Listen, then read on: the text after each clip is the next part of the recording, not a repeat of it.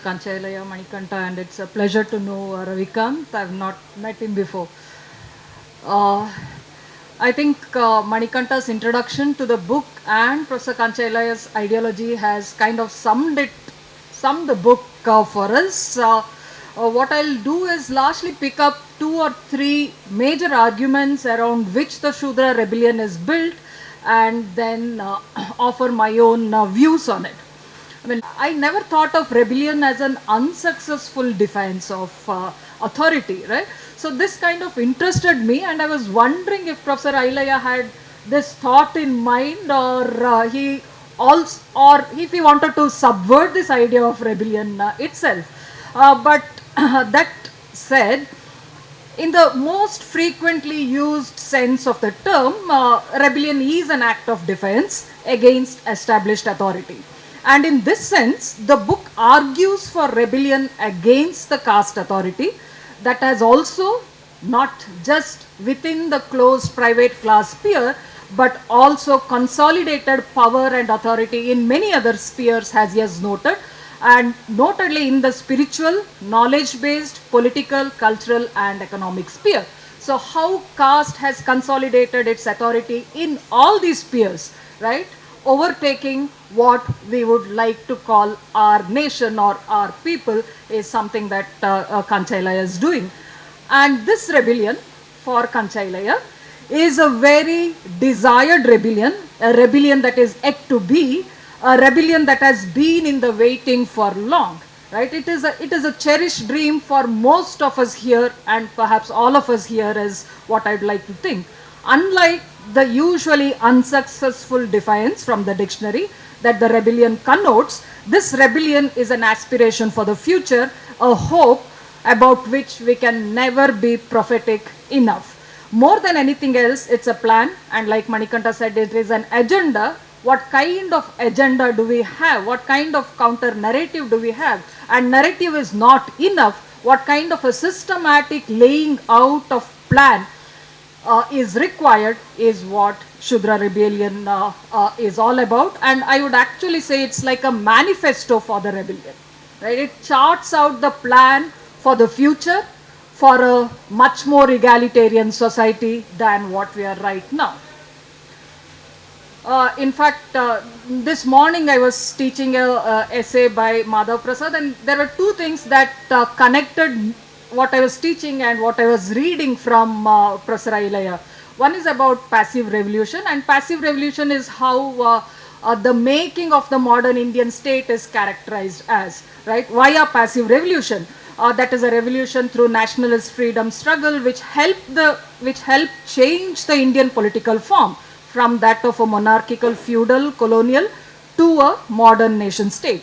What illaiah's manifesto is doing, it is a manifesto towards changing the nature of this nation state itself, right? So from what one imagined as a modern nation state, its characteristics are totally antithetical to what is imagined as an egalitarian democratic nation state. So here is where illaiah is kind of intervening and telling us that this nation state form is kind of empty, or it is kind of very, very undesirable. It is very, very unequal, which all of us know. And what is the alternative? Here is the alternative to change the form and content of this nation state, right? And that exactly because from the colonial power, from the monarchical power, the way power has changed hands in this modern nation state is a continuation of one elite to the other, from the colonial elite to the national elite. So the central question for the book is around the change in the structure of our society, change in the manner in which power functions along caste lines. And this book conceptualizes this change as a very peaceful kind of a change and not violent. And this rebellion, despite being peaceful, is not passive. This is something that I want to emphasize. It is a peaceful revolution, right? Passive revolution is also said to be peaceful, not very violent.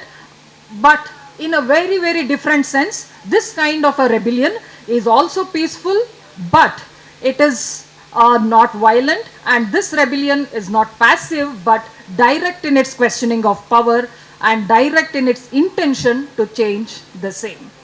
And so how does illaiah conceptualize this change? I draw largely from the last chapter. This is his larger plan as to how this change can happen. Although I am drawing this from the conclusion, much of the chapters also contain this idea, right? So how can Shudras take over and change the system? Number one, take pride in being who we are. So far, larger narrative is you are apologetic for basic things. Even if you eat meat, if you eat pork, it's a kind of apology. There is no pride in what we are, in the activities we do, in not just in eating and other cultural kind of a sphere, but also pride in our knowledge based on production systems, right? Our knowledge is based on production system. This is exactly what illaiah emphasizes throughout the book. We need to take pride in the way we have built a civilization through productive means, not through passive means, but through productive means. So take pride in what and who we are. I mean, I also had a small question here because I was thinking, he also writes in the book, today many women are proud to be a woman, Dalits are proud to be Dalits and so on, but Shudras are rarely proud to as Shudras, right? And I was wondering what it is to be exactly proud to be a Shudra woman, right? In fact, sometimes I think this could be almost a trap. To be proud as a woman, to be a Shudra woman, among many other things, could also mean to be proud of their kitchens, to be proud of being mother. And where is this? How can we resolve this kind of being a proud Shudra and being a proud Shudra woman? Second thing, one is take pride in our identity. Second is think about the philosophy that is inherent in our system of knowledge production, and also production based activities that lead to knowledge, right? There are two different things. One is knowledge production and other is production of knowledge based on our production based activities. So the example he gives many example. One of course is the spade which Manikanta refers to. The other is also toddy tapping, for example. What kind of practice is involved, what kind of knowledge is involved, and what kind of knowledge system can be built out of these very small, so-called small activities. Third one, research the philosophy and the knowledge that you derive from these productive activities, right?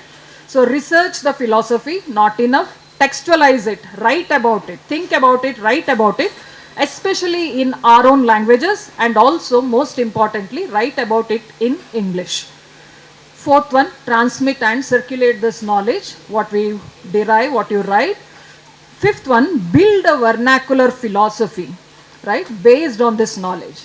So how do we build this vernacular philosophy? illaiah gives a very interesting example of Narayan Guru, who didn't know English, who knew only Malayalam. He also knew Sanskrit, right? But Narayan Guru from Malabar, northern part of Kerala, who built a philosophy based on his interactions with commoners, largely Ilavas and Tiyas, right? So now a OBC caste group, then termed untouchables. How does Narayan Guru come up with this vernacular kind of a philosophy?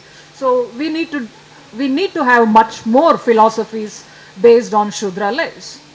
The other agenda as to how to go about Shudra Rebellion is to build a museum that celebrates agrarian artifacts of things which are concrete and abstract, based again on the production based lives. So these are the larger ideas that are emerging from the book as to how the rebellion should carry its path forward.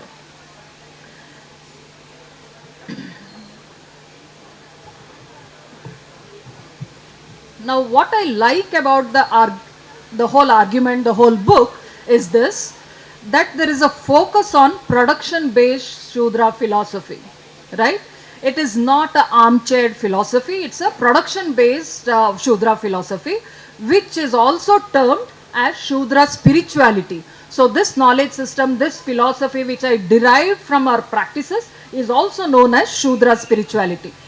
Most scholars also, in popular imagination, spiritual is something that is separated from the material, right? Spiritual is something that is separated from the practices, day-to-day life. Spiritual is something transcendental and definitely separated from the production related activities and intellect.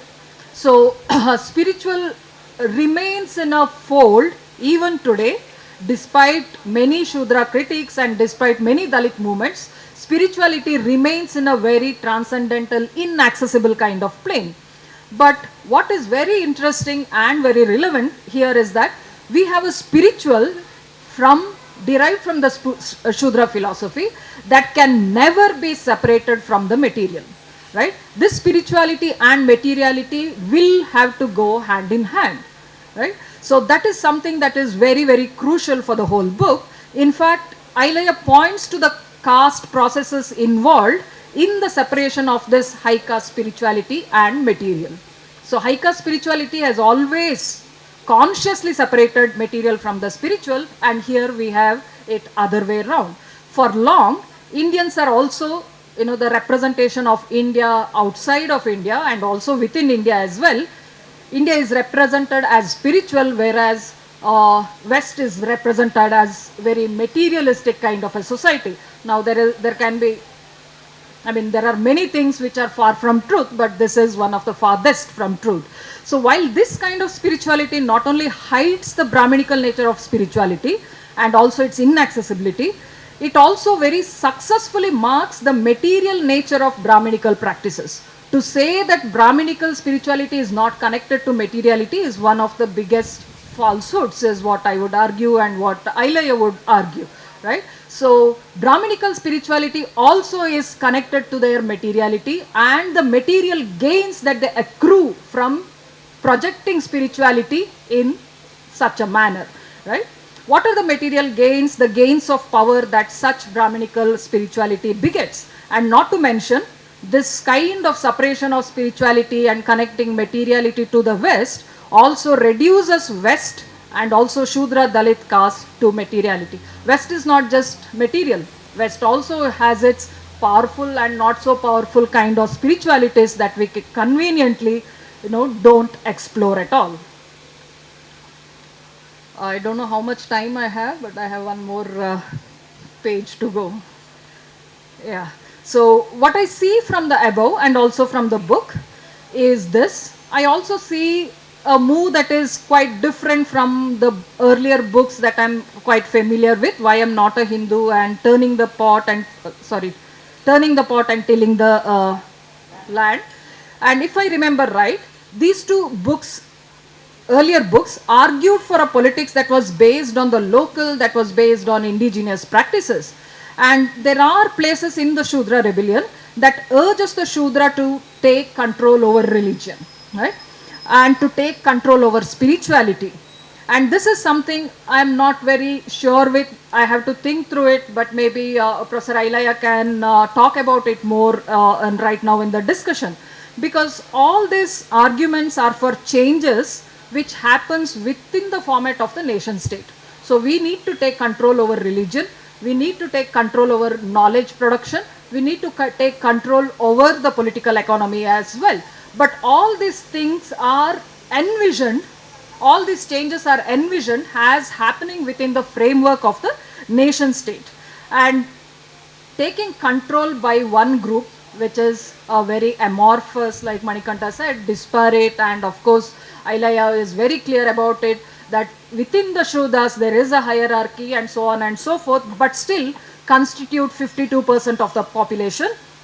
How does such a amorphous and a heterogeneous group take over the spiritual ideology of a nation within the framework of a nation, right? How will this account for the spiritualities of other religions, especially minoritized religions, right? And also especially indigenous religions that are outside of the Shudra fold, outside of the caste fold, and what we now know as indigenous tribal religions. How do we build a relationship with these kind of religions when there is a Shudra Rebellion. Uh, I am not sure about this because I am beginning to suspect the form of nation itself, right?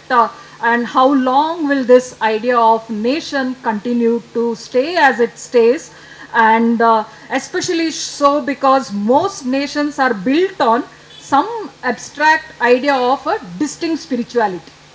Every nation is built on some idea of distinct culture, distinct spirituality, and so how will this Shudra's spirituality be different from that of these existing? Almost every nation is unequal and oppressive in nature. Right? Can actually spirituality function within an egalitarian frame is the larger question I have. Similarly, actually, the idea of civilization, I've been reading this book for quite some time that my children are like, when will you finish this book? It's called Dawn of Everything by Graeber and Wengrow, David Graeber and David Wengrow, where they actually reverse the idea of civilization. I mean, they basically destroy the idea of civilization and talk about how whenever we invoke this idea of civilization, it's inevitably a big civilization. Harappan civilization is one of the known biggest civilization. Egyptian civilization is the known biggest civilization, or Mesopotamia or Maya or whichever. Why is this focus on big civilizations? Even if we claim Harappan civilization as a Shudra civilization, is it because it is big, huge, grand? What about smaller people scattered everywhere across the Indian subcontinent? Was their lives not civilized, practices not civilized, right? So this idea of bigger civilization is something that is unsettling as well. The last thing I wanted to talk about is the role of language, the role of English in this whole idea of Shudra rebellion. But maybe I will talk about it during the discussion. And yes, there is much to talk about it, and English is also a very, what do you say? It's a very interesting site. It's a very amenable site for lot of disagreements and lot of interesting arguments. I will do that later on. For now, thank you very much, and thank you, sir, for this book.